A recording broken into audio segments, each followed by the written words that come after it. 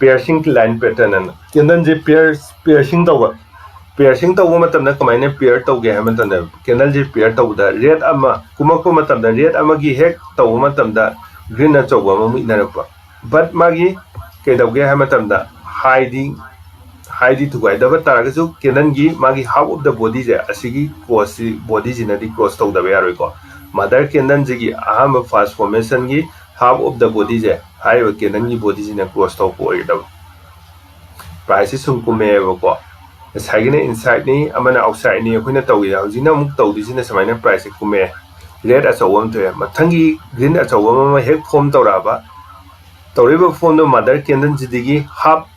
magi body ki half to the hendoga magi body jina chakhala adu dadi haiba kendu koine piercing to ko hadi pier to ko kenal to ko haiba kendu ye thingna ta ga di makong da thingna ta di price reversal ore kane price reverse lakna bagi magi amata ngai ra ba lambi ore kane adu dadi price sum kumme ka ha kana koine lairo kendal makhan mayam ni sum aikoina amam to ina sum ningjang na wonare practical to in tawre thingna ra kana koine khandok bu lare ka done sa che predict to ponga ma ka done ba suppose sida ikoina dum thingna re kendal ama ko sida red achawam thingna ra kanda yingbiro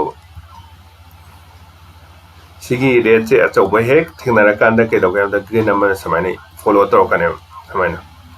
hai ba red kendal jigi body tangkai je green jina lanjala kane piercing hai ba po che pairing to po ai tai samna pairing to po se ke dogge hamen to hek thengna ba si formation hek thengna ta ga di ekoina downside coming ai price reverse la ne te khalo reverse pe la ka ba sumgi power ji reverse la di am thine straight te kara kane adan kumadi ekoina ningjang du je red ama